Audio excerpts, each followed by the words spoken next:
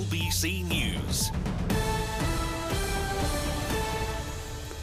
5 Just Stop Oil members found guilty of conspiring to organise protests to block the M25 have been jailed for between 4 and 5 years. The sentences exceed those handed to fellow campaigners Morgan Troland and Marcus Decker, who scaled the Queen Elizabeth II Bridge on Dartford Crossing in 2022. Let's talk to Professor Rupert Reid, former spokesperson for Extinction Rebellion, now director of the Climate Majority Project, aiming to promote a mainstream climate movement. Hi, Rupert. Hello there. What do you make of the sentences today? Well, on the one hand, I thought that they were kind of unsurprising because the new protest laws are very draconian. They've been called out by the UN Special Rapporteur, so we knew that this kind of thing was possible. On the other hand, I think they're a bit shocking because 5 years is a long, long time for peaceful protest. My own way of protesting or of trying to create change these days is completely different from that of these 5 people. And like most Brits, I don't agree with what Just Stop Oil are doing. But I think most of us can also agree that it's a bit weird to have somebody sent down for this kind of thing for longer than you'd get for various kinds of violent offences, or possibly even something like rape.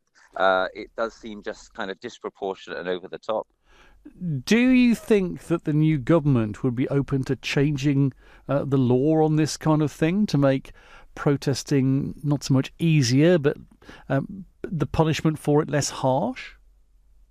Well, that's a great question, because one might have hoped so. But of course, in opposition, Labour said that they were behind these new laws. And Labour don't, frankly, have a great record of being kind to protesters or being good on people's civil rights, really, any much more than the Conservatives did. So my hopes are not high that these laws are going to get changed, frankly, but the UN Special Rapporteur, as I say, is saying, look, this really is extreme. It's out of line with international law, with what the UK is supposed to do under the Aarhus Convention, for example.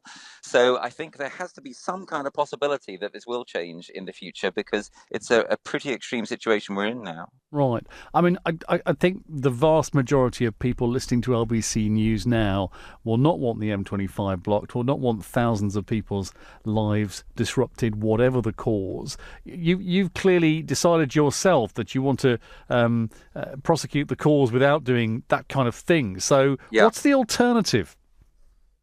Well, that's a great question too, and thanks for asking. So in the Climate Majority Project, what we say actually is it's time to move beyond protest. Most people now recognize, there's a majority of people who recognize that we're in trouble vis-a-vis the climate and nature and want to find ways of doing something about it. So what we try to do is to propose to people ways in which they can actually succeed in doing that. So that means things like working together with the people who live in the area with you on things like creating climate resilience. That means growing food, storing water, having early warning systems for the floods and wildfires that are going to be coming in the coming years.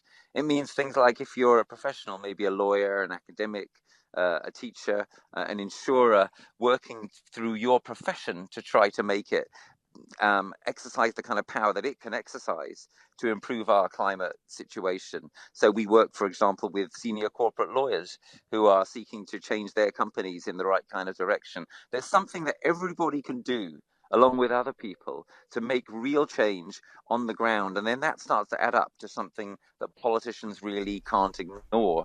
And if anyone's interested, I would urge them to go to climatemajorityproject.com. What we're really about is being there for everybody who doesn't want to do the kind of thing that Just Stop Oil type people do.